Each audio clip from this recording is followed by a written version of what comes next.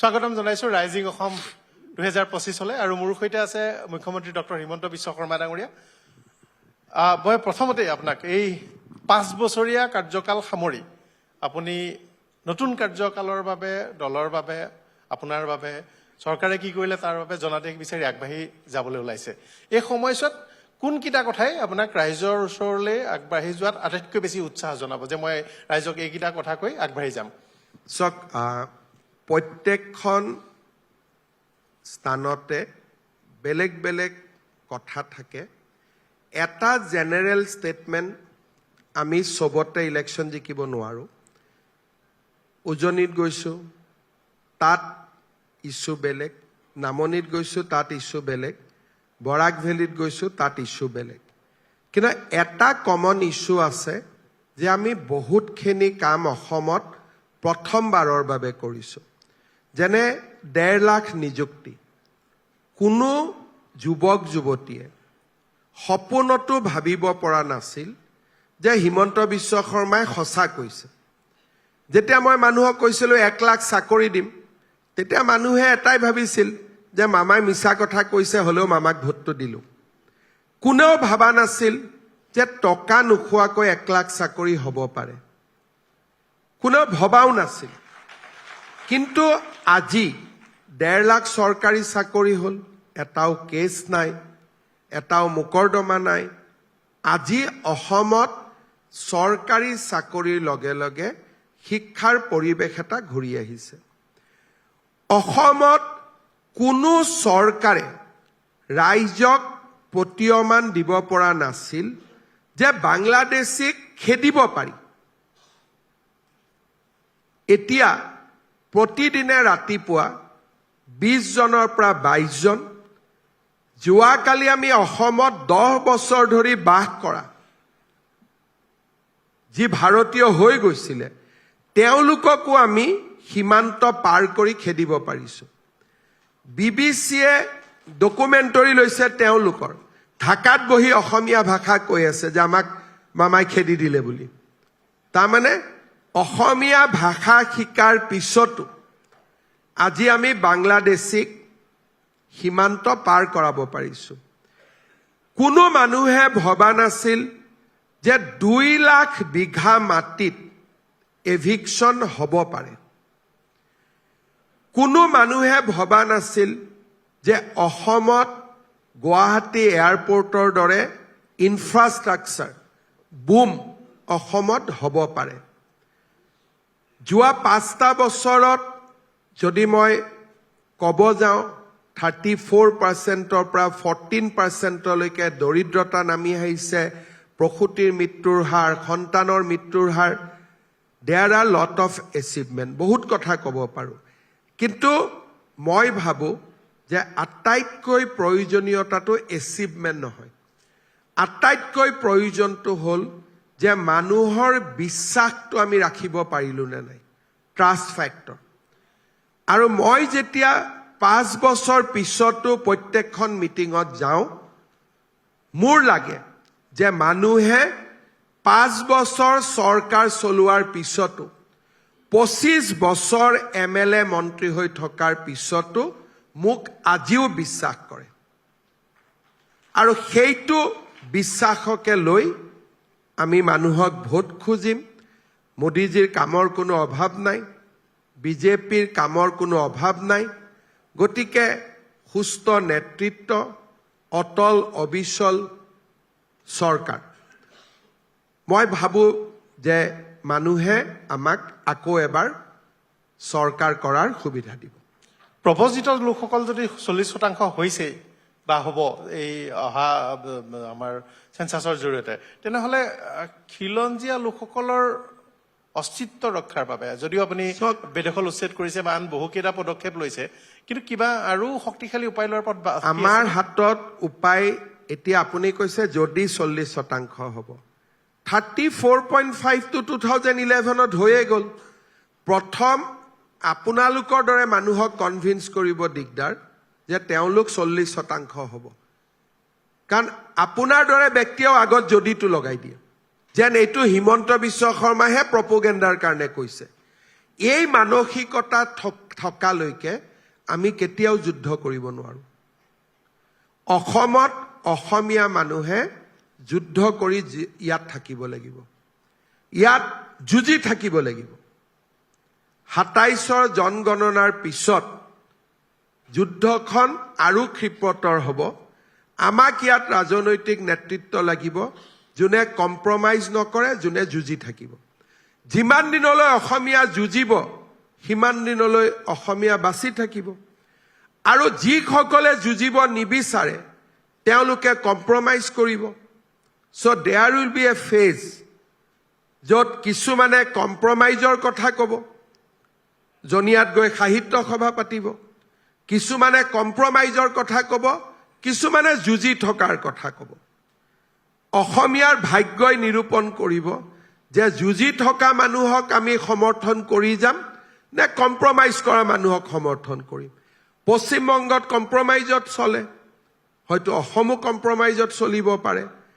বা অসমীয়াই ক'ব পাৰে যে আমি কম্প্ৰমাইজ নকৰো আমি যুঁজিম আহিবলগীয়া প্ৰজন্মই ইয়াৰ সিদ্ধান্ত ল'ব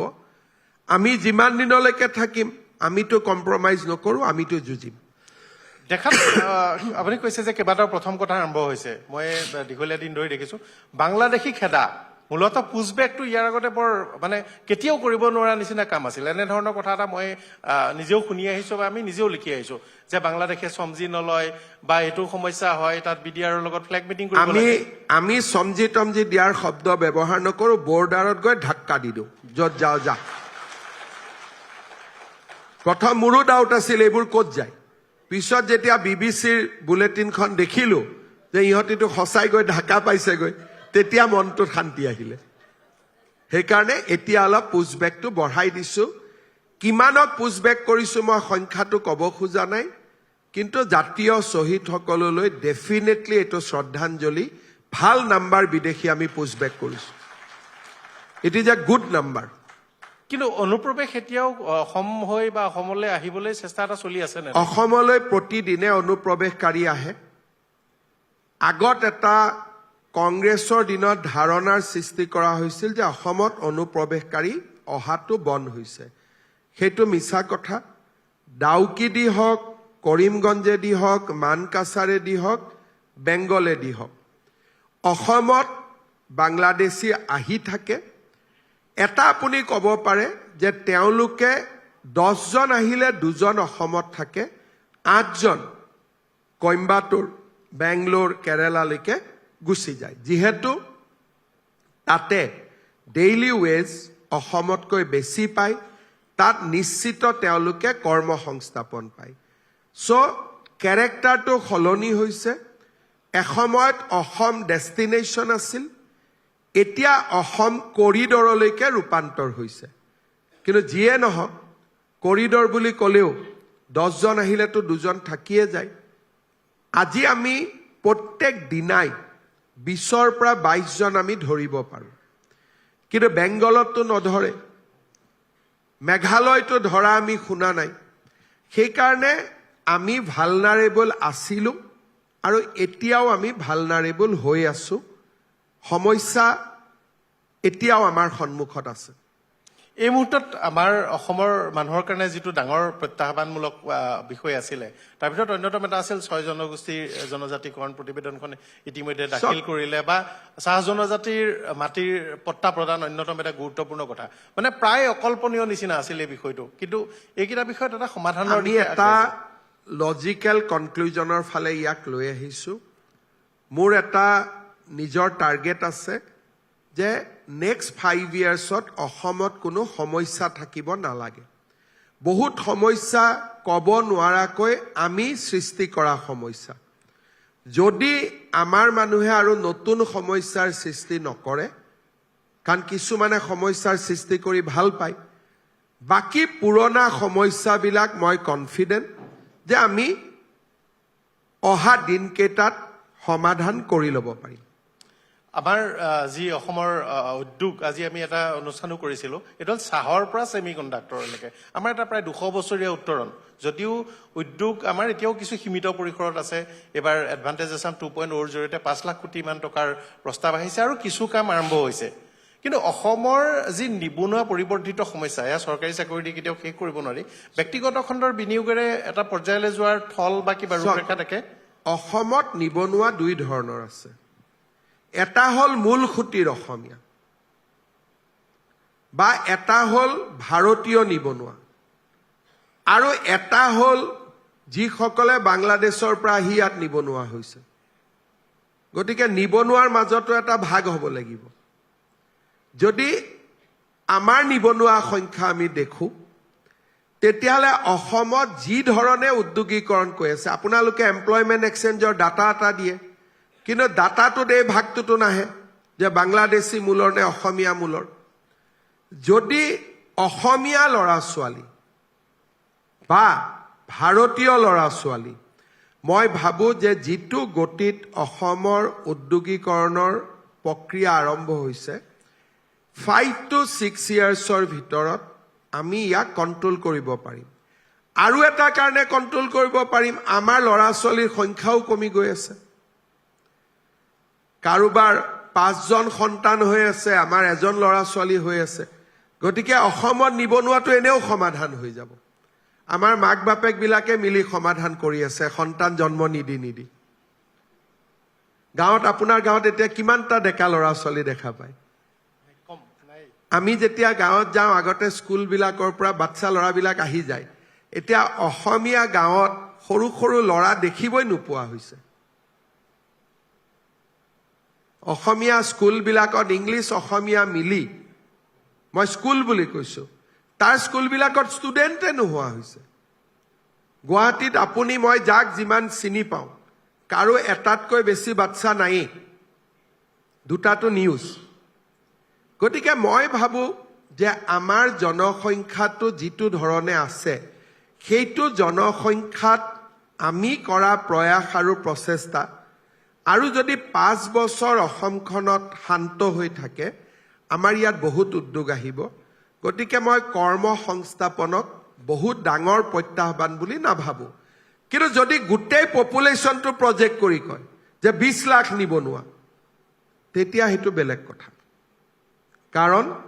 নিবনুৱাৰ আপুনিতো ভাগটো কৰি নিদিয়ে আৰু মইতো ভাগ লৈ চলো সব জায়গাত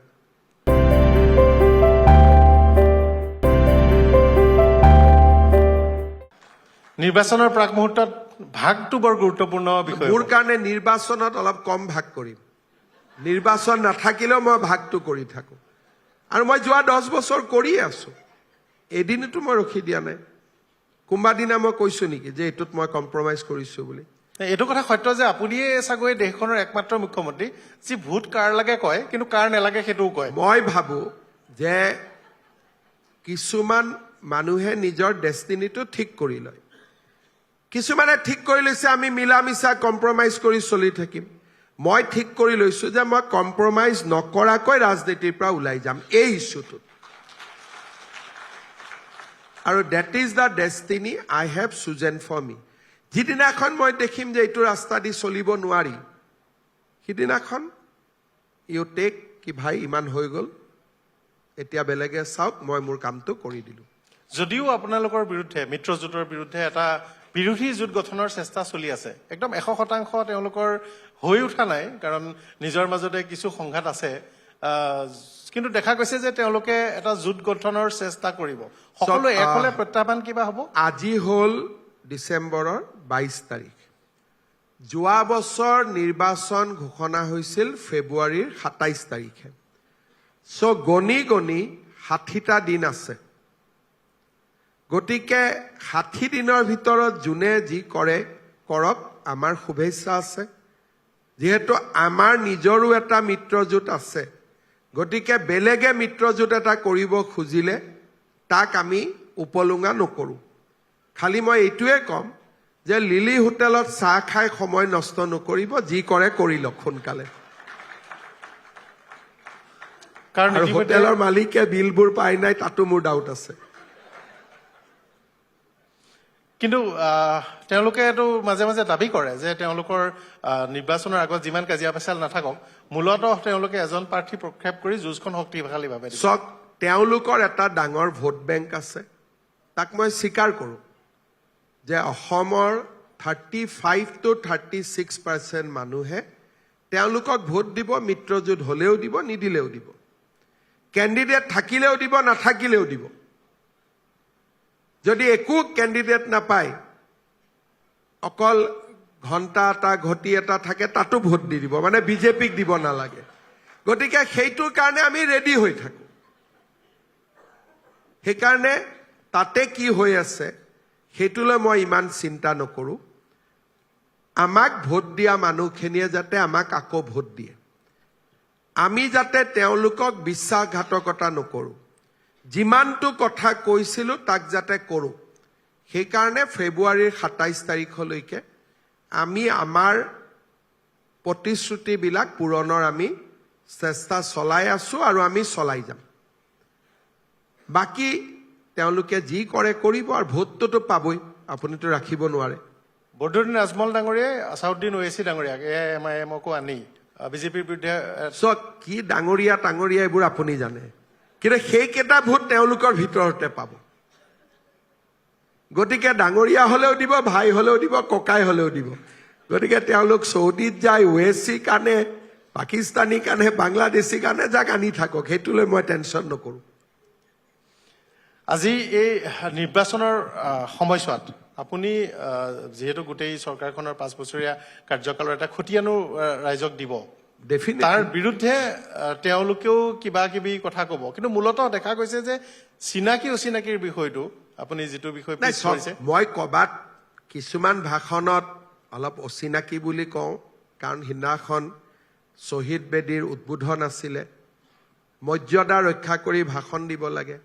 সিদিনাখন মই অচিনাকি মানুহ বুলি কলো। এতিয়া মোক সুধি আছে অচিনাকি মানুহ কোন? বাংলাদেশী বিলাকে অচিনাকি, ডাইৰেক্ট কৈ দিলে হ'ল। ইমান মই ভাষা লগাই থকা মানুহ নহয়। কিন্তু জাতীয় শ্বহীদৰ এটা বিনম্ৰ অনুষ্ঠানত শব্দটো ভাল শব্দ এটা ব্যৱহাৰ কৰিলে ভাল হয় কাৰণে অচিনাকি বুলি কৈছিলো। কিন্তু মইতো কাকো ভয় নকৰো। অচিনাকি মানে কোন? বাংলাদেশী বিলাকে অচিনাকি, চিধা কথা। গতিকে তাত একো ভয় খাবলগীয়াটো একো নাই। না মোৰ ওপৰত কোনোবাই কোৰ্টত কেছ কৰিব, না মই কেছক ভয় খাম। গৌৰৱ গগৈ চাৰ্জশ্বিট আপুনি কৈছে যে খুব সোনকালে আহিব। খুব সোনকালে। ময়ো এটা কেলকুলেশ্যন মিলাই থাকোতো। গতিকে প্ৰেছৰ মানুহে মোক কৈ থাকে দিয়ক দিয়ক, কিন্তু মোৰ কেতিয়া মই কি কাম কৰিম সেইটো মইতো মোৰ ৰণনীতি মতেহে যাব লাগিব। গতিকে মোৰ হাতত বস্তু আছে, যিখিনি থাকিব লাগে, আৰু বস্তু যোগাৰ কৰিব লাগিব। কেন্দ্ৰীয় চৰকাৰে তদন্ত কৰাৰ প্ৰয়োজনীয়তা আছে। কোনোবা এটা দিনত ৰাতিপুৱা আপোনাক খবৰ দিম, আপুনি আহিব। তেওঁৰ পত্নী পাকিস্তানৰ হৈ কাম কৰে। সেইটোতো মই ডাইৰেক্ট আজিও মই কৈ আছো, মোৰ ওপৰত কেছ এটা কৰিলে কৰক। She is a part of Pakistani cartel. ইমানখিনি মুখ্যমন্ত্ৰীয়ে কোৱাৰ পিছত তেওঁতো ডিফামেশ্যন কেছ এটা মোৰ ওপৰত আজিলৈকে কৰিয়ে দিব লাগিছিল, কিয় কৰা নাই? আকৌ এবাৰ ৰিপিট কৰিছো, she is a part of Pakistani cartel. কিন্তু পাকিস্তানৰ আৰু ইয়াত যুক্তিৰ কথা নাই। আৰু যদি যুক্তি দিওঁ আমিও পাকিস্তানী হৈ যাম। আপুনি যদি ইয়াত যুক্তি দি থাকে, শুনা মানে ভাবিব ইয়াৰো পাকিস্তানৰ লগত কিবা লিংক আছে নেকি। পাকিস্তানৰ লগত যদি দশমিক একো লিংক পায়, তাত আৰু প্ৰমাণ নালাগে। কোনেও প্ৰমাণ কৰিব নালাগে যে এইখন কাগজ সঁচা মিছা। প্ৰথম দৃষ্টিত যদি এজন মানুহক পাকিস্তানৰ লগত লিংকটো দেখা পোৱা যায়, এনিমি নেশ্যনৰ ক্ষেত্ৰত the test is not same. মই যদি কওঁ যে পৰাগমণি আদিত্যই আনএথিকেল কাম কৰিছে, মই প্ৰমাণ দিব লাগিব আৰু মই প্ৰুফ কৰিব লাগিব। কিন্তু যেতিয়া মই আপোনাক কম যে এই মানুহজন পাকিস্তানৰ লগত জড়িত আৰু প্ৰথম দৃষ্টিত মোৰ এইকেইটা প্ৰমাণ আছে, তাত আৰু বহুত পিছলৈকে যাব নালাগে। কাৰণ the law of the land is for Indian, not for the enemy nation. কিন্তু আমাৰ দেশৰ উপদলপতি বিৰোধী তেওঁৰ পত্নী যদি পাকিস্তানৰ এজেণ্ট হয়, মই যদি শব্দটো কৈছো তাত মইতো হয় বুলিয়ে কৈ আছো। মই কৈছো পাৰ্ট অফ দ্য কাৰ্টেল। সাৰ্বভৌমত্ব বা সাংসদীয় ব্যৱস্থা সেইকাৰণে বিষয়টো অসমৰ ইলেকশ্যনৰ লগত জড়িত নহয় মইতো ভাল পালোহেঁতেন যাতে ইলেকশ্যনৰ পিছত যদি দিব পাৰোঁ যাতে মানুহে নাভাবে যে এইটোক লৈ হিমন্ত বিশ্ব শৰ্মাই ভোট পাব খুজিছে কিন্তু যিহেতু মোৰ ওপৰতো প্ৰেছাৰ আছে নিদিলে নহ'ব সেইকাৰণে মই ইলেকশ্যনৰ আগতেই দিম কিন্তু দিলে নহ'ব ইয়াৰ ওপৰত ফলো আপ একশ্যনো হ'ব লাগিব ফলো আপ একশ্যন আমি ইলেকশ্যনৰ পিছত কৰিম এবাৰ নিৰ্বাচনত ডিলিমিটেশ্যন প্ৰধানকৈ সমষ্টিসমূহৰ যি বিভাজন কৰি নতুন ৰূপ দিলে সি বহুত সহায় কৰিব আৰু সহায় কি প্ৰত্যেক মানুহেতো ভোটেই দিব এনেকুৱাতো নহয় যে সমষ্টিটো এই জেগাত বি হৈ গ'ল কাৰণে মানুহখিনি নিজে নিজে বিজেপি হৈ গ'ল ধৰক আপুনি ইমান দিন ইষ্ট গুৱাহাটীত আছিলে এতিয়া আপুনি চেণ্ট্ৰেল গুৱাহাটী হৈ গ'ল সেইবুলি আপুনি বিজেপিক নিজে নিজে ভোট দিব নেকি সেইকাৰণে ডিলিমিটেশ্যন মানেই ভোট নহয় কিন্তু ডিলিমিটেশ্যনৰ কাৰণে অসমীয়া আৰু ভাৰতীয় মূলৰ বেছি বিধায়ক এইবাৰ আপুনি বিধানসভাত দেখা পাব সি কংগ্ৰেছৰ পৰাই হওক বিজেপিৰ পৰাই হওক কাৰণ এই চিটবিলাকতো কংগ্ৰেছে এতিয়া বাংলাদেশী মূলৰ মানুহক টিকট দিব নোৱাৰিব ভোটটো গেৰেণ্টি নাই যে মানুহে বিজেপিকে দিব ভোটটো দিব পাৰে কংগ্ৰেছকো কিন্তু কেণ্ডিডেটজন কোন হ'ব শুদ্ধ অসমীয়া বা ভাৰতীয় হ'ব সেইকাৰণে ডিলিমিটেশ্যনে আমাৰ MLA বিধানসভাত বঢ়াব বিজেপিয়ে বাঢ়িব সেইটো মই নকওঁ কাৰণ গণদেৱতাই কাক ভোট দিব অহংকাৰ কৰা উচিত নহয় আমি প্ৰাৰ্থনা কৰিম মানুহে যদি আমাৰ কামত ভাল পাইছে ডেফিনেটলি আমাক দিব কিন্তু মুকেই দিব এই অহংকাৰৰ মই স্বীকাৰ হ'ব খোজা নাই পিছলৈ চাই আমি বহুকেইটা কথা পাতিলোঁ সন্মুখলৈ যদি 5 বছৰলৈ আমি একদম বিকাশৰ এটা সুন্দৰ স্তৰলৈ যাব বিচাৰোঁ মূলতঃ মূল ৰাজপথ ৰেলপথ ডাবলিং ইলেক্ট্ৰিফিকেশ্যন এনেকুৱা কামখিনি যথেষ্ট হৈছে বিমানবন্দৰখিনিও উন্নতি হৈছে গতিকে আন্তঃগাঁথনিৰ যথেষ্ট কাম মেডিকেল কলেজ হৈছে আৰু সংখ্যাটোও যথেষ্ট বেছি 25খনমান মেডিকেল কলেজ সোনকালেই হৈ যাব গতিকে তাৰ পাছত হয়তো আৰু নতুনকৈ মেডিকেল কলেজ কৰিবলগীয়া থল তেনেই কম থাকিব কিন্তু বিকাশ চলি থাকিব লাগিব আমি এটা স্তৰলৈ যাব লাগিব মূল কোনকেইটা বিষয় দুটা তিনিটা কথা আমি নেক্সট 5 বছৰত কি কৰিম এতিয়া মই আজি ৰাতিপুৱা হিচাপ কৰিছোঁ নামৰূপত সাৰ কাৰখানা হ'ব 12,000 কোটি টকা আমি ইনভেষ্ট কৰিম 10 লাখ মেট্ৰিক টন ইউৰিয়া হ'ব চাকৰি কিমানে পাব 1000 এখন মেডিকেল কলেজ কৰিলে 400 কোটি 500 কোটি টকা খৰচ হয় চাকৰি কিমানে পায় 2000 পায় সাৰ্ভিস সেক্টৰ আজি আমি আপোনালোকে জানে যে ক্যান্সাৰ যদি বেমাৰ হয় তাৰ হাইয়েষ্ট ৰেডিয়েশ্যন হ'ল প্ৰটন চেন্নাইত প্ৰটন আছে মুম্বাইত টাটাই এটা প্ৰটন মেচিন আনিছে এটা প্ৰটন মেচিনৰ দাম 600 কোটি টকা এতিয়া অসমে আমি অহাকালি পৰহি টেণ্ডাৰ কৰিম প্ৰটন থেৰাপি মেচিন অসমত আমি কিনিবৰ কাৰণে ভাৰতৰ ভিতৰতে চৰকাৰী খণ্ডত that will be the first proton therapy উদ্দেশ্যটো কি যে ইয়াৰ ফলত বাহিৰৰ পৰা পেশেন্ট আমাৰ ইয়াত ট্ৰিটমেন্টৰ কাৰণে আহিব কাজিৰঙাত দুখন যদি আমি 5 ষ্টাৰ কৰিব পাৰো দুখন 5 ষ্টাৰত যদি 300 ৰুম হয় 600 জন টুৰিষ্টক আমি প্ৰতিদিনে নতুনকৈ আনিব পাৰিম আৰু 600 জন যদি টুৰিষ্টক আমি প্ৰতিদিনে আনিব পাৰো 20,000 ইনটু 10 মাহ 2 লাখ টুৰিষ্টক আমি নতুনকৈ অসমত আনিব পাৰিম 2 লাখ টুৰিষ্ট আহিলে কৰ্মসংস্থাপন সৃষ্টি হ'ব নিয়াৰলি 5,000 সেই কাৰণে আমাৰ এটা ৰোড মেপ আছে এতিয়া আমি সেমিকন্ডাক্টৰ আনিলো বাট সেমিকন্ডাক্টৰটো প্ৰথম আৰু শেষ হ'ব নোৱাৰে এতিয়া আমি চেষ্টা কৰি আছো যে অসমত এপলে হওক Samsung-এ হওক নেক্সট মোবাইল বনোৱা ফেক্টৰীটো অসমত হ'ব লাগে আৰু আমি বহুত দূৰ কথা আগুৱাই লৈ গৈছো অসমক আমি কাৰ্বি আলং ডিমা হাছাও নগাঁও আৰু বৰাক ভেলীৰ পাহাৰবিলাকৰ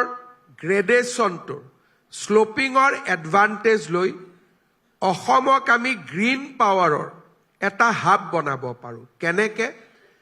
আজি আমাৰ দেশত লাহে লাহে আমি 1 লাখ মেগাৱাট সোলাৰ পাৱাৰ আমি উৎপাদন কৰিম সোলাৰ পাৱাৰ ক'ত হয় ৰাজস্থান গুজৰাট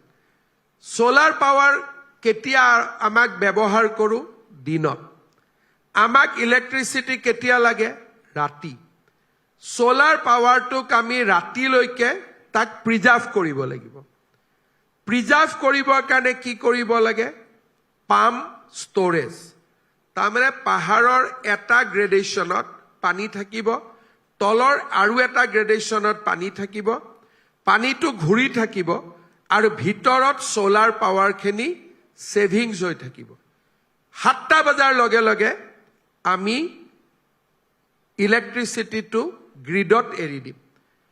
তাৰমানে সৌৰ শক্তিৰ উৎপাদন হ'ব ৰাজস্থান আৰু গুজৰাটত সৌৰ শক্তিৰ সংৰক্ষণ হ'ব অসমত ইতিমধ্যে আমি 6,000 মেগাৱাট পাম ষ্টৰেজ নিৰ্মাণৰ কাৰণে ইতিমধ্যে 4টা প্ৰতিষ্ঠানৰ লগত আমি কাম আৰম্ভ কৰিছো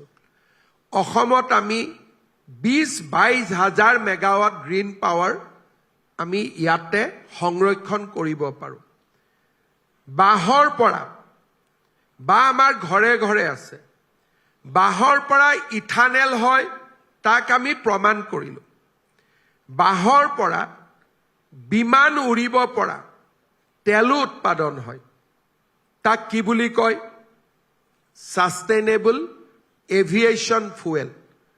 জৈৱ ইন্ধন বেম্বুৰ পৰা মিথানেল হ'ব মিথানেলৰ পৰা আকাশ আৰু জাহাজ চলিব পৰা বায়'ফুয়েল হ'ব ডিমা হাছাও জিলাত 10,000 কোটি টকা খৰচ কৰি বিমানৰ তেল বনাব পৰা আমি এটা উদ্যোগ নিৰ্মাণৰ আলোচনাত আমি এটা বিশেষ প্ৰতিষ্ঠানৰ লগত আগবাঢ়ি গৈছো অসমত চিন্তা নকৰা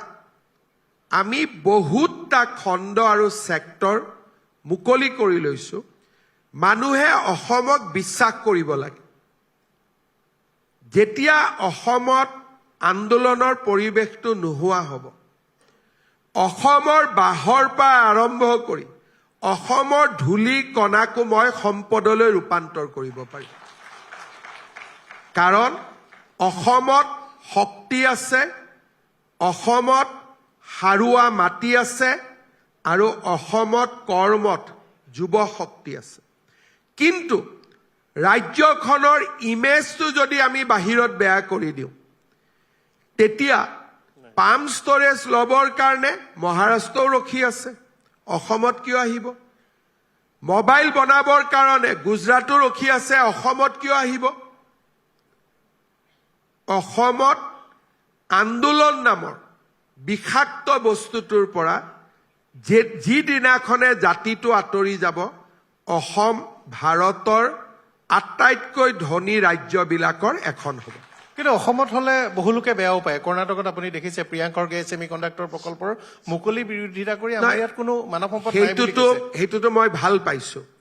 প্ৰিয়ংক খাৰ্গে যদি গালি নাপাৰিলহেঁতেন অসমৰ মানুহেতো মোক কোনো ক্ৰেডিটে নিদিলেহেঁতেন ছেমিকণ্ডাক্টৰ আহা বুলি প্ৰিয়ংক খাৰ্গে দুটা কথা কোৱা কাৰণেহে আপোনালোকে এই কথাটো আনে নহলে অসমৰ কোনটো টিভি চেনেলে আজিলৈকে জাগিৰোডত গৈ এটা লাইভ শ্ব' কৰিছে মোক কওকচোন আমাৰতো মানুহবিলাকে বেয়া পাইছে নহয় যেবোৰ কেনেকে হৈ গ'ল অসমত আমাৰ মাজত একাংশ মানুহ আছে যোনে এইবিলাক হলে বেয়া পায় এই ৰাস্তাত কোনেও নোলাল নেপাল নহলেই তো আমাৰ মানুহবিলাকে ভগৱানক খাটি থাকে আমাৰ মানে মই যাক বুজাইছো বুজিছে আৰু যে অসমখন নেপাল হওক আন্দোলন হওক বেয়া কথাবোৰ চিন্তা কৰি থাকে এটা বিষাক্ত পৰিৱেশ নিৰ্মাণ কৰে তাৰ মাজত আমি এটা ৰাস্তাত অসমখনক লৈ যাব লাগিব 5 বছৰৰ পৰা 10 বছৰ যদি আমি ধৰি ৰাখিব পাৰোঁ এই সম্পত্তিবিলাক লাহে লাহে নোহোৱা হৈ যাব তেতিয়া অসমে নিজে নিজৰ গতি ল'ব মই ভাবো অসমীয়া আৰু ভাৰতীয় যুৱক যুৱতীৰ নিযুক্তিটো আমাৰ ইমান সমস্যা নহয় মাত্ৰ কামবিলাক তেওঁলোকক আনি নিদিব গাড়ীখন চলাব লাগে তেওঁলোককে মাতি আনো দোকানখন চলাব লাগে তেওঁলোককে দোকানখন দি দিওঁ তেতিয়া ক'ৰ পৰা নিবনুৱা সমস্যা সমাধান হ'ব মাছৰ বজাৰখন আছে তাতে তেওঁলোকে বহি দিওঁ গুৱাহাটীৰ ফ্লাইঅভাৰৰ তলতো তেওঁলোককে জাগাখন দি দিওঁ আৰু কওঁ আমাৰ নিবনুৱা যুৱক যুৱতী আছে তো গুৱাহাটীৰ নিবনুৱা যুৱক যুৱতীয়ে ফ্লাইঅভাৰৰ তলখিনি ল'ব পৰা নাই মোক খালি ক'বহে লাগে যে মামা আমি 10 জন ল'ৰাই গণেশগুৰিৰ তলত বহিম আপুনি বাকী উলিয়াই দিয়ক মইতো উলিয়াই দিওঁ সেইকাৰণে আমাৰ জন্মভূমিৰ ওপৰত আজি বেলেগে অধিকাৰ খাটাই আছে এবাৰ যুৱক যুৱতী সাজু হৈ যাওক অসম মাতৃয়ে সকলোকে কৰ্মসংস্থাপন দিব আমাৰ মাতৃৰ ইমান শক্তি আছে কিন্তু প্ৰধান প্ৰত্যাহ্বানটো কাৰ পৰা আহে মুখ্যমন্ত্ৰী হিচাপে আপুনি নিশ্চয় বিভিন্ন সময়ত প্ৰত্যাহ্বান বাধা পাইছে মোৰ প্ৰত্যাহ্বান ক'ৰ পৰা আহে আপোনালোকৰ পৰা আহে আৰু বেলেগৰ পৰা নাহে আৰু মিডিয়া এই যোনে এইবিলাক এনেই ফেচবুক টেচবুক কৰি থাকে মিডিয়া কৰি থাকে এইবিলাকে আৰু যোনে অসমখনৰ ভাল কথাটো ক'ব নোখোজে সাধাৰণ মানুহটো আমাৰ লগতে আছে মই য'তে যাওঁ তাতেতো মানুহৰ লগত চেলফিৰ ওপৰত চেলফিয়ে উঠি থাকোঁ চবটো নিজৰ লগতে আছে সাধাৰণ মানুহ একফালে আৰু কেইজনমান মানুহ একফালে সেইকাৰণে প্ৰত্যাহ্বানটো একো নাই প্ৰত্যাহ্বান থাকিলে 5 বছৰৰ মূৰতো মই এনেকৈ আপোনাৰ লগত কথা কৈ থাকোঁ নেকি তাৰমানে we have face no' challenge in last 5 years মাজে মাজে কিছুমান ঘটনা হ'লে মানুহে সুযোগ ল'ব খোজে যদি কিটচেনত মাছ ভাজি থাকে খিৰিকী খুলি থাকে মেকুৰীটো আহিবই গতিকে কিছুমানে কৰবাত ঘটনা এটা হ'লে তাক লৈ সুযোগ ল'ব খোজে 2-3 দিন ছ'চিয়েল মিডিয়া গৰম হৈ যায় কিন্তু অসমৰ মানুহ এতিয়া বহুত মেচিউৰ মানুহে কেতিয়া ফুল ষ্টপ লগাব লাগে তাক অসমৰ মানুহে এতিয়া বুজি পালে গতিকে য'ত য'ত যোৱা 5 বছৰত ঘটনা হৈছে মানুহে নিজেই ফুল ষ্টপ লগাই দিছে মই বহুত কষ্ট কৰিবলগীয়া হোৱা নাই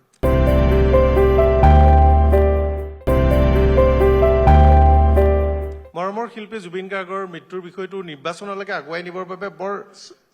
চেষ্টা কৰিছে কিন্তু দুখ লগা বিষয়টো হ'ল যে তেওঁৰ পৰিয়াল বা প্ৰয়াত শিল্পীগৰাকীৰ চৰিত্ৰ হননৰ এটা প্ৰচেষ্টা ৰাজনৈতিকভাৱে আৰম্ভ হৈছে মই ভাবোঁ যে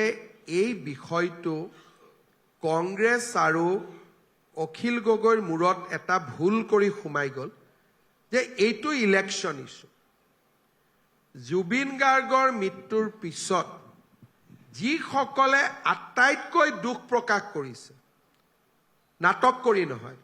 অৰিজিনেলি দুখ প্ৰকাশ কৰা মানুহৰ ভিতৰতো মেক্সিমাম বিজেপি আছে যিবিলাকে দুখ পাইছে আমাৰে ল'ৰাবিলাক আছে ৰাজনীতি নহয় জুবিন ৰাজনীতিৰ ওপৰত আৰু যেতিয়ালৈকে অসমীয়া মানুহখিনিয়ে জুবিনক ৰাজনীতিৰ লগত কেতিয়াও মিহলি হ'ব নিদিয়ে ভূপেন হাজৰিকাকো দিয়া নাছিল জ্যোতি বিষ্ণুকো দিয়া নাছিল ই এটা পৰম্পৰা অসমীয়া মানুহে জ্যোতি বিষ্ণুক জীয়াই ৰাখিছে অসমীয়া মানুহে ভূপেন হাজৰিকাক জীয়াই ৰাখিছে অসমীয়া মানুহে জুবিন গাৰ্গকো জীয়াই ৰাখিব বিজেপি কংগ্ৰেছত তাত কোনো প্ৰয়োজন নাই কিন্তু আপোনাৰ চাগে চকুত পৰিছে জুবিন গাৰ্গৰ ভগ্নী পামী বৰঠাকুৰে কৈছে মূলতঃ ৰাইজৰ দলৰ কিছু সদস্যই আক্ৰমণ কৰিছে আৰু তেওঁ ৰাইজৰ দলে তেখেতক কি কৈছে তেখেতে কি উত্তৰ দিছে মই মুখ্যমন্ত্ৰী হিচাপে তাত কমেণ্ট দিয়াটো উচিত নহয় এটাই কম যে যি হেৰুৱাইছে ভনীয়েক আৰু পত্নীয়ে হেৰুৱাইছে আমি হেৰুৱাইছো শিল্পী তেওঁলোকে হেৰুৱাইছে নিজৰ স্বামীক, তেওঁ হেৰুৱাইছে নিজৰ স্বামীক, তেওঁ হেৰুৱাইছে নিজৰ ককায়েকক। গতিকে সংযম আৰু কথাখিনি কওঁতে ভাবি চিন্তি কোৱাৰ প্ৰয়োজনীয়তা আছে। তাতকৈ এই বিষয়টোৰ ওপৰত মই নাভাবোঁ, যিহেতু গোটেই বিষয়টো বৰ্তমান আদালতৰ বিচাৰাধীন, মুখ্যমন্ত্ৰী হিচাপে তাত মই কমেণ্ট দিয়াটো উচিত বুলি মই নাভাবোঁ। আৰু মই ভাবোঁ যে আদালতৰ ওপৰত আমাৰ বিশ্বাস ৰখাৰ প্ৰয়োজন আছে। আৰু আমিও এই ঘটনাটো যেতিয়ালৈকে মিডিয়াত থাকিব লাগিছিল থাকিলে, ৰাস্তাত থাকিব লাগিছিল থাকিলে, ই এতিয়া আদালতৰ কাষ পালেগৈ। আদালতৰ ৰায় নিদিয়ালৈকে আমি ন্যায়ালয়ক সন্মান জনাব লাগে, আৰু সেইটোৱে হৈছে সুস্থ গণতান্ত্ৰিক পৰম্পৰা। মই সুধিবলৈ বিচাৰিছিলোঁ যে চাৰ্জশ্বিটখনৰ কপি আমি দেখা নাই এতিয়ালৈকে। আজি পৰিয়ালৰ লোকে ক'লে তেওঁলোকেও দেখা নাই, কিন্তু মই ৰাইজৰ দলৰ যিটো প্ৰসংগ আনিছিলোঁ তেওঁলোকে কিছু আপলোড কৰিছে। চাৰ্জশ্বিট চোৱাটো আমাৰ কাম নেকি? কিন্তু এই কথাটো নাই নাই, মই কৈছো আপুনি কেতিয়াবা কৰবী দুবৰীৰ চাৰ্জশ্বিট চাইছিল নেকি? অসমত যিমান ঘটনা হৈ থাকে চাৰ্জশ্বিট আমি চাওঁ নেকি? আমি ন্যায়ালয়ৰ ওপৰত বিশ্বাস ৰাখোঁ। পুলিচৰ চাৰ্জশ্বিটখন ভাল নহ'লে ন্যায়ালয়ে নিজাকৈও চাৰ্জশ্বিট বনাব পাৰে। যিসকলে ভাৰতৰ ন্যায়পালিকাক বুজি পায় তাতে চাৰ্জ ফ্ৰেমিং হয়। জাজজনে ক'ব পাৰে নহয় পুলিচৰ এইখিনি মই নামানো, মই নিজা কৰি এই চাৰ্জটো ফ্ৰেম কৰিম। ন্যায়ালয়ৰ ইমান অধিকাৰ আছে। চাৰ্জশ্বিটখন লৈ আপুনি যিখিনি ক'ব ইচ্ছা সেইখিনি ছ'চিয়েল মিডিয়াত নকয়, সেইখিনি ন্যায়ালয়ৰ সন্মুখত থিয় হৈ কয়।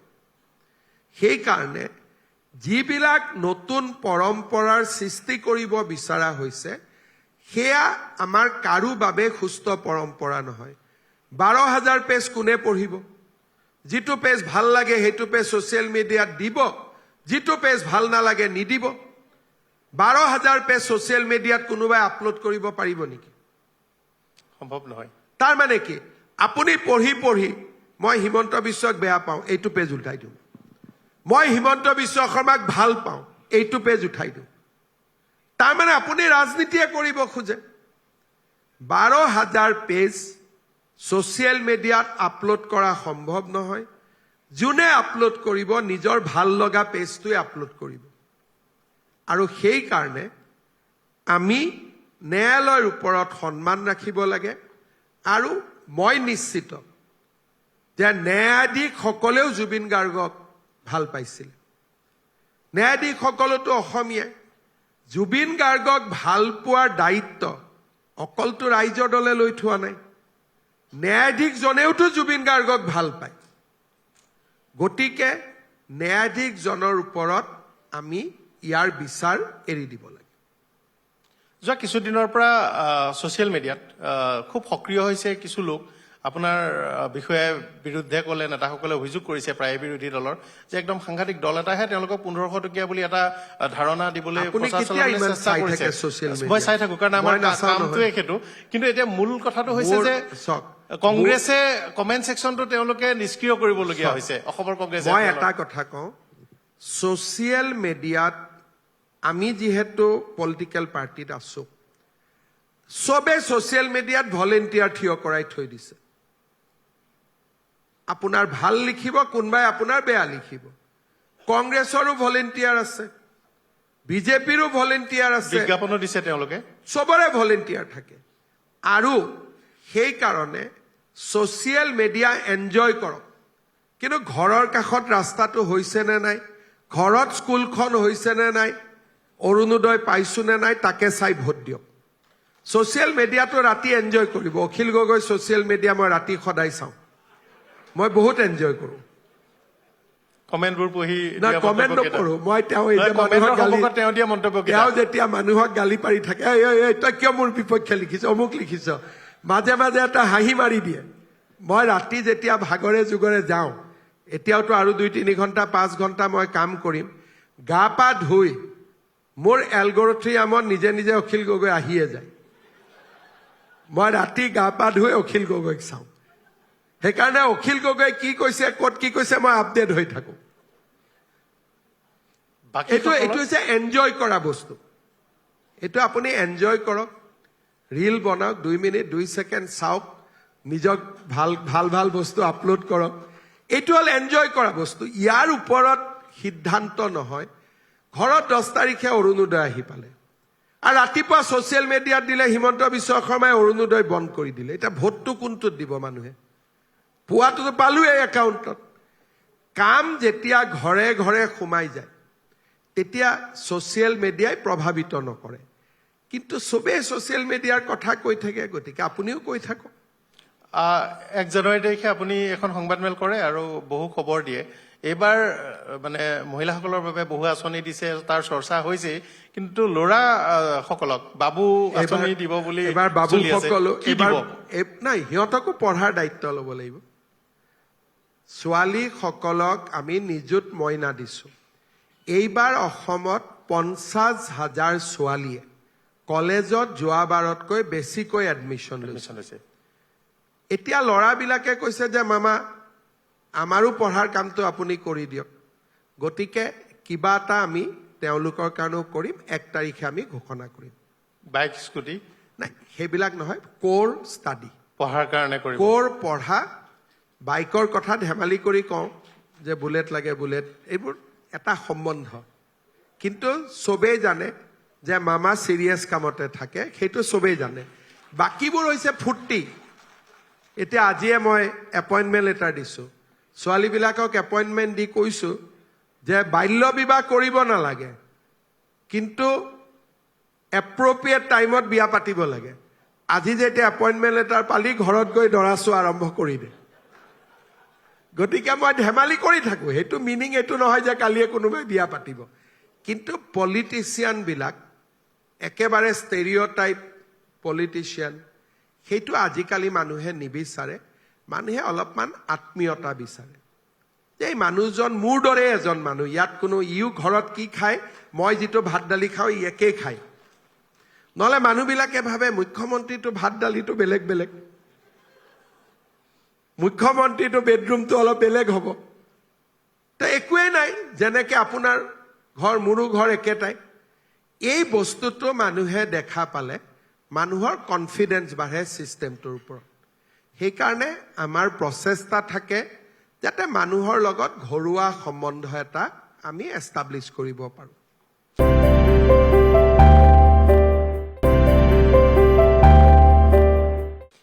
আপুনি দীঘলীয়া সময় কাম কৰে সকলোৱে জানে মিডিয়াৰ মানুহে জানে অসমৰ মানুহেও জানে নিশা 1:30 বজা 2 বজালৈকে সক্ৰিয় হৈ 5 বজা 6 বজাত উঠি আপুনি কামত লাগি যায় সক্ৰিয়তাৰ সময় বেছি কিন্তু সি কেতিয়াবা আপোনাক ভাগৰুৱা ক্লান্ত এনেকুৱা নকৰেনে কেতিয়াবা ভাগৰ লাগে যেনেকৈ আজি ইমান গাটো ভাল লাগি থকা নাই বেলেগ কাৰণে নহয় পানী লাগি আছে কিন্তু মই ভাবোঁ যে যেতিয়ালৈকে চকীখনত বহি থাকিম তেতিয়ালৈকে ভাগৰ লগাৰ আমাৰ অধিকাৰ নাই ভাগৰ লাগিব পাৰে কিন্তু আপুনি ভাগৰ লাগিলেও ভাগৰটো ক'ব লাগিব যে অলপ দিন ৰহ মই ৰিটায়াৰমেণ্ট হোৱাৰ পিছত আহিবি এইকেইটা দিন মোক কাম কৰিব দে কাৰণ কোভিডৰ সময়ৰ পৰা বা তাৰ আগতেও দেখিছোঁ কিন্তু কোভিডৰ সময়ৰ পৰা মোৰ নৰ্মেল ৰুটিন 2টা বজালৈকে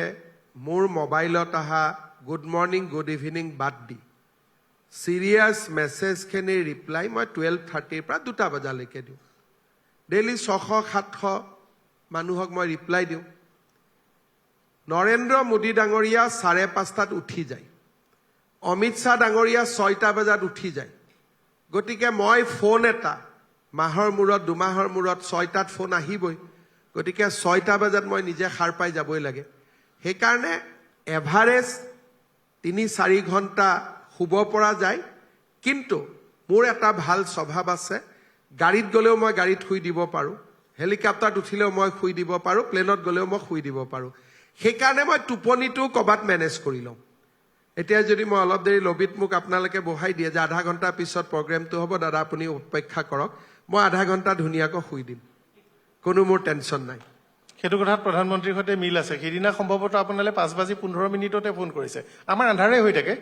5 বজাত মোদী ডাঙৰীয়াই কাম থাকিলে মুখ্যমন্ত্ৰীসকলক 5টাৰ পৰা 5:30 ৰেঞ্জতে ফোন কৰে বাকী দিনটো তেওঁ ব্যস্ত হৈ যায় নহলে ৰাতি 11টা বজাত কিন্তু গৃহমন্ত্ৰী ডাঙৰীয়াই 24 ঘণ্টাই আপোনাক ফোন কৰিব পাৰে কাৰণ তেওঁ শুৱে বুলি মই আজিলৈকে শুনা নাই কাৰণ কেতিয়াবা মোক ৰাতি 2টাতো ফোন কৰে 3টাতো কৰে সেইকাৰণে মই ভাবো যে আমি যদি শুওঁ অমিত শাহে নুশুৱে মোৰ তেনেকুৱা ধাৰণা হসা মিছা মই সোধা নাই আৰু দুটা আপোনাৰ পৰিৱৰ্তন দেখিছো আৰু ইতিবাচকে গোটেই অসমত আপুনি এতিয়া যেতিয়া যায় আমি কেমেৰা সাজু কৰিব লাগে কাৰণ আপুনি এটা ভাষণ দিব হেলিকপ্টাৰৰ পৰা নামিব আমাৰ কাৰণে আৰু এটা প্ৰত্যাহ্বান আহিছে আপোনাৰ ওচৰলৈ অসুস্থ বা দিব্যাংগ আৰু সৰু সৰু ল'ৰা ছোৱালী যায় আৰু সেয়া ক'ত যায় আমি ধৰিব নোৱাৰো কাৰণ কোনো অনুমান কৰিব নোৱাৰে আৰু তেওঁলোকে বৰ আশাৰে যায় কিন্তু সৰু সৰু ল'ৰা ছোৱালী আপোনাক মানে ডাঙৰ বহুতেও হয়তো ওচৰলৈকে আপোনাক কথা এটা ক'বলৈ সাহস নকৰিব পাৰে সৰু সৰু ল'ৰা ছোৱালীয়ে কিন্তু আপোনাৰ একদম মানে সাধাৰণকে পৰিয়ালৰ যেনেকৈ এজনক মাতে তেনেকৈ আচৰি যায় এইটো এটা পৰিৱৰ্তন হ'ল মানে আপুনি কি কাৰকে তেওঁলোকক কিমান আকৰ্ষিত কৰিছে তাৰ মানে তেখেতসকলে আমাক ঢুকি নাপায় কিয় মেইল কৰিব নাজানে আৰু তেওঁলোকে যদি মোক লগ কৰিব খোজেও লৈ আহিবৰ কাৰণে ধৰক আজিয়ে মই বজালিত 3 গৰাকী মানুহক লগ পাই আহিছো দিব্যাংগ যদি ৰঞ্জিত দাস ডাঙৰীয়াই ভাবেও মোক লগ কৰাই দিম বুলি এটা প্ৰচেষ্টা হ'ব লাগিব গাড়ী এখন ভাড়া কৰাব লাগিব আনিব লাগিব লগ কৰাব লাগিব মই থাকিব লাগিব মিটিঙত তেওঁলোকে আগৰ শাৰীলৈকে আহি যায় নিজে নিজে আৰু ময়ো আধা ঘণ্টা এক্সট্ৰা সময় লৈ যাওঁ যাতে তেওঁলোকৰ কথাখিনি শুনো তেওঁলোকৰ উজৰ আপত্তি ইমান ডাঙৰ নাথাকে সৰু সৰু আপত্তি সমাধান লগে লগে হৈ যায় আমি যিমান মানুহক লগ পাওঁ চাকৰি বিচৰাক বাদ দি কিছুমানে কয় যে মোক চাকৰি এটা দিয়ক হেতুটো আপোনালোকে জানে যে মেৰিটৰ বাদে উপায় নাই তাক বাদ দি যিমান সমস্যা আহে 90% আমি সমাধান কৰাৰ কাৰণে চেষ্টা কৰোঁ যেতিয়া গম পায় যে এজনৰ কামটো হ'ল আৰু এজন সংখ্যাটো বাঢ়ি যায় গতিকে আগতে 5 মিনিটত হৈছিল এতিয়া আধা ঘণ্টা লাগে কেতিয়াবা 1 ঘণ্টা লাগিব এইটো বাঢ়ি বাঢ়ি গৈ থাকে মানে মানুহৰ আপত্তিৰ শেষ নাই অতি চোকাখিনিয়ে যিহেতু চাকৰি পাই আছে তাৰ পিছৰখিনিৰ কাৰণে কিবা এটা ব্যৱস্থা নহয় অতি চোকাই নহয় যিসকলে এবিধে চাকৰি পাইছে যোনে অতি চোকা আৰু এবিধে চাকৰি পাই আছে যোনে ভালকৈ দৌৰিব পাৰে গতিকে চাকৰি চোকা তেওঁলোকে পাই আছে সেইটো নহয় দৌৰিব পৰায়ো চাকৰি পাই আছে সেইকাৰণে চৰকাৰী চাকৰি যিটো নিয়ম নীতি তাক আমি মানিব লাগিব কিন্তু আজি অসমত এই 5 বছৰত নামৰূপত সেমিকণ্ডাক্টৰ নামৰূপত ফাৰ্টিলাইজাৰ ডিগবৈত ৰিফাইনেৰী 1 মিলিয়ন মেট্ৰিক টন নুমলীগড়ত মিথানেল ফেক্টৰী নুমলীগড়ত ethanol factory 9 million metric ton refinery petrochemicals semiconductor এতিয়া চাপৰত thermal power project pump storage project 25খন মেডিকেল কলেজ এই গোটেইবিলাকে যথেষ্ট কৰ্মসংস্থাপন সৃষ্টি কৰিছে টুৰিজিম হোমষ্টে তাতকৈও আমি এটা বহুত ভাল আঁচনি লৈছো যাৰ আলোচনা কম হৈছে যিমান ল'ৰা ছোৱালীয়ে চাকৰি পোৱা নাই তেওঁলোকক আমি 2 লাখকৈ টকা দিওঁ যে আপোনালোকে নিজৰ এটা ব্যৱসায় কৰক যেতিয়া ব্যৱসায়টো তেওঁলোক সাকসেস হয় আমি তেওঁলোকক বেংকৰ লগত চিনাকি কৰাই দিওঁ আমি 2 লাখ টকা দিয়া লৰাই এতিয়া 10 লাখ টকালৈকে বেংকৰ পৰা লোন পাইছে আমি ফেব্ৰুৱাৰী মাহৰ পৰা 1 লাখ ল'ৰা ছোৱালীক আকৌ 2 লাখ টকা কৈ দিম মোৰ টাৰ্গেট আছে যে আমি যিসকলে চাকৰি নাপায় কিন্তু কিবা এটা কৰাৰ তেওঁলোকৰ মনত আগ্ৰহ আছে তেওঁলোকক আমি সেলফ এমপ্লয়মেন্টৰ স্কিমৰ জৰিয়তে তেওঁলোকক আগবঢ়াই লৈ যাম স্কিল আছে স্কিলৰ বহুত বিলাক হৈছে আপোনালোকে কেতিয়াবা আমাৰ ITI বিলাকত যাব ইন্ডাষ্ট্ৰি 4.0 ৰ ওপৰত আমি টাটাৰ লগত লগ লাগি যিবিলাক ওয়াৰ্কশপ বনাইছো তাত পঢ়া ল'ৰা ছোৱালী এতিয়া ডাইৰেক্ট চাকৰি পায় টাটা TCS L&Tও আছে চাগৈ কিবা ঠাইতো L&Tয়ে আমাৰ কনষ্ট্ৰাকশ্যনত কৰিছে টাটাই আমাৰ লগত প্ৰায় 18,000 কোটি টকা খৰচ কৰি ITI আৰু পলিটেকনিক বিলাকত ইণ্ডাষ্ট্ৰী 4.0 ওপৰত ল'ৰা ছোৱালীক স্কিলিং কৰিছে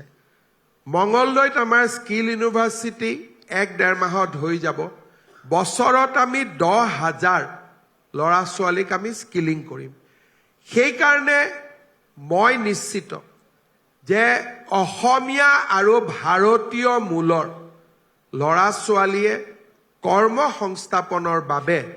বহুত চিন্তা কৰাৰ পৰিৱেশ লাহে লাহে নোহোৱা হ'ব আমি ডেফিনেটলি অসমত থাকিয়ে আমি কাম কৰিব পাৰিম আৰু বাহিৰতো যদি যাব লাগে সিকিউৰিটি গাৰ্ড নহয় স্কিলৰ কাৰণে আমি যাম জাপানত কথা পাতিছো ছিংগাপুৰত কথা পাতিছো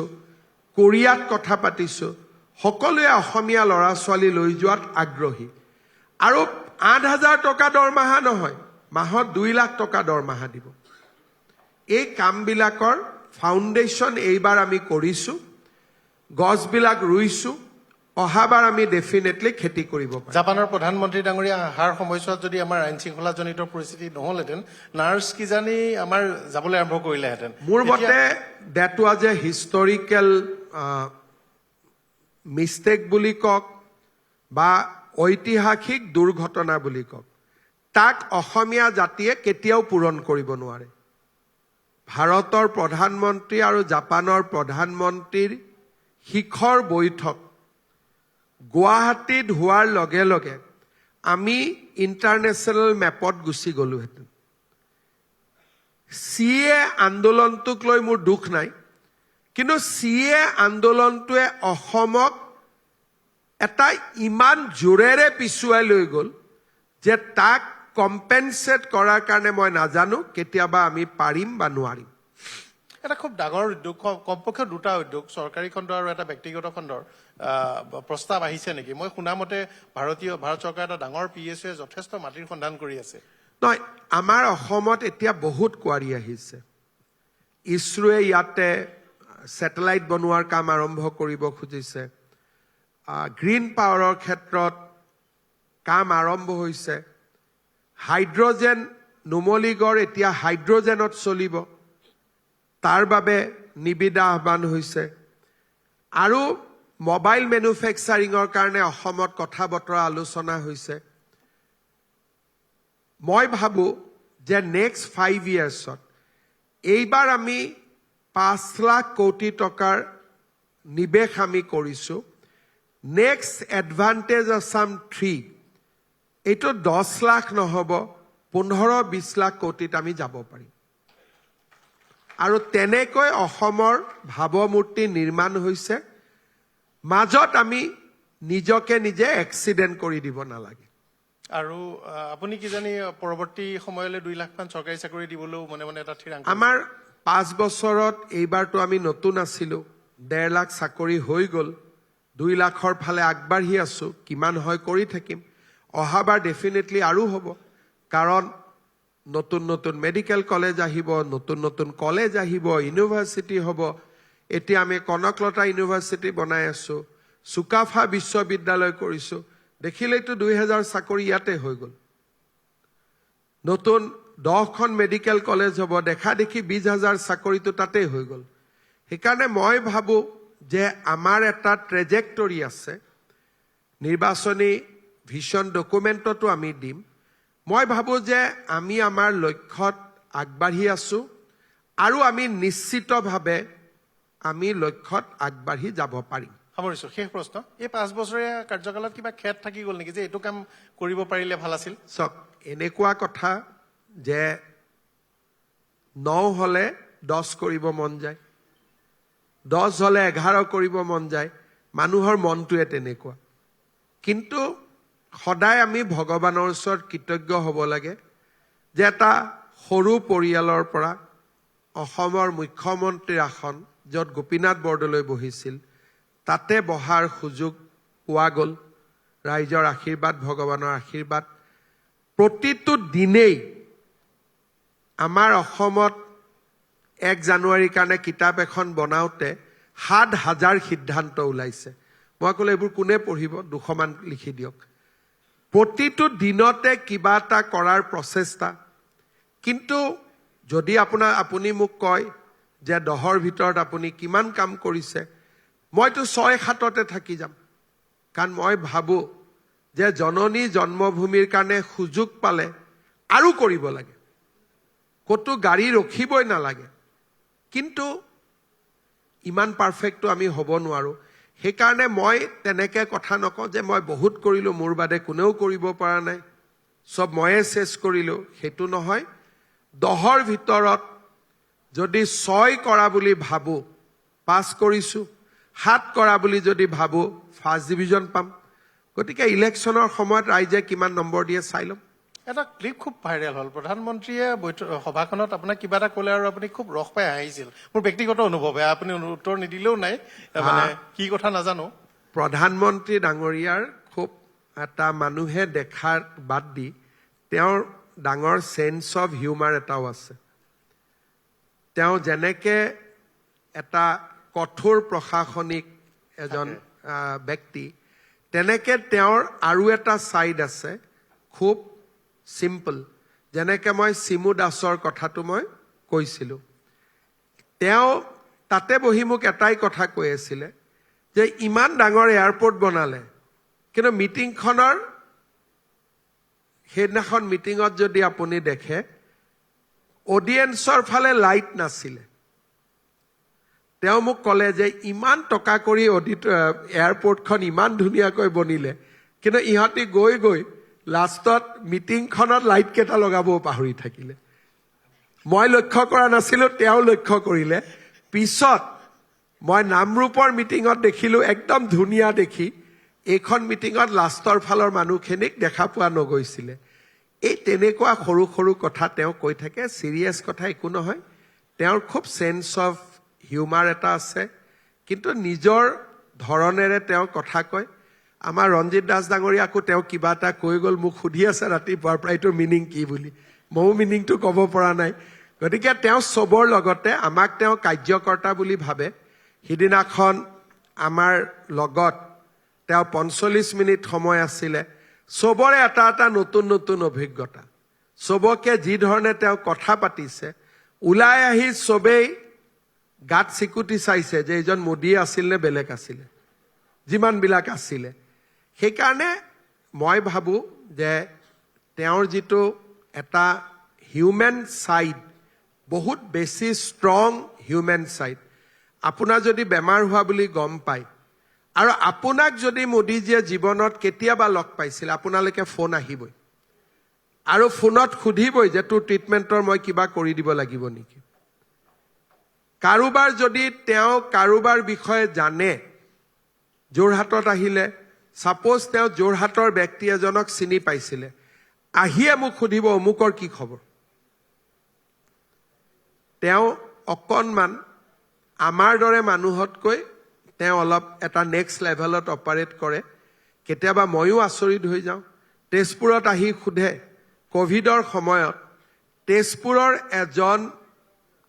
ছিনিয়ৰ চিটিজেনৰ ফোন নম্বৰ মোৰ পৰা ল'লে যে অমুকৰ ফোন নম্বৰটো মোক লাগে। মই তেওঁক ফোন নম্বৰটো দিলোঁ। পিছত মই ভাবিলোঁ কিহৰ কাৰণে ফোন নম্বৰটো ল'লে। মই তেজপুৰত যাওঁতে মই সুধিলোঁ যে আপোনাৰ প্ৰধানমন্ত্ৰীয়ে ফোন নম্বৰ লৈছিল মোৰ পৰা। বোলে আপোনাৰ পৰা লৈছিল নেকি? বোলে মোৰ পৰা লৈছিলে। বোলে নহয়, মোক ফোন কৰি পেলাই ক'ভিডৰ সময়ত কেনেকৈ মই ইনফেকশ্যন নোহোৱাকৈ থাকিব পাৰোঁ, মোক প্ৰায় 10 মিনিট সময় তেওঁ পৰামৰ্শ দিলে। আপুনি কল্পনাও কৰিব পাৰিব নেকি? আৰু যেনেকৈ মোক ফোন নম্বৰটো বিচাৰিলে, মই বোলো কি হ'ল ঘটনাটো, সুধিবও নোৱাৰোঁ, ক্ৰছ চেকো কৰিব নোৱাৰোঁ। পিছত গৈ মই যেতিয়া তেওঁক সুধিলোঁ, তেওঁ মানুহজনক গুজৰাটত থাকোঁতে কেতিয়াবা লগ পাইছিলে। সেই মানুহজন কেনে আছে ক'ভিডৰ সময়ত, তাকো তেওঁ ফোন কৰি প্ৰধানমন্ত্ৰীয়ে খবৰ ল'লে। মই তেওঁক এদিন সুধিছিলোঁ যে আপুনি তেখেতৰ খবৰ ল'লে? বোলে ক'ভিডৰ সময়ত মই যিমান মানুহ চিনি পাওঁ, মনত পেলাই পেলাই মই চবকে ফোন কৰিছোঁ আৰু যিখিনি পৰামৰ্শ দিব পাৰোঁ দিছোঁ, কাৰণ ইমান ৰাতিপুৱা কাম নাথাকে। ৰাতিপুৱা 2 ঘণ্টা মই খালি ফোনকে কৰি মানুহৰ খবৰ লওঁ। এইজন হ'ল নৰেন্দ্ৰ মোদী, আৰু সেইকাৰণে নৰেন্দ্ৰ মোদীয়ে EVM নিজিকে, নৰেন্দ্ৰ মোদীয়ে মানুহৰ হৃদয় জিকে। ধন্যবাদ জনাইছোঁ আৰু লগ পাই থাকিম আগন্তুক ধন্যবাদ। নিৰ্বাচনলৈ শুভেচ্ছা জনালোঁ ইমানখিনি সময় দিয়াৰ বাবে ধন্যবাদ।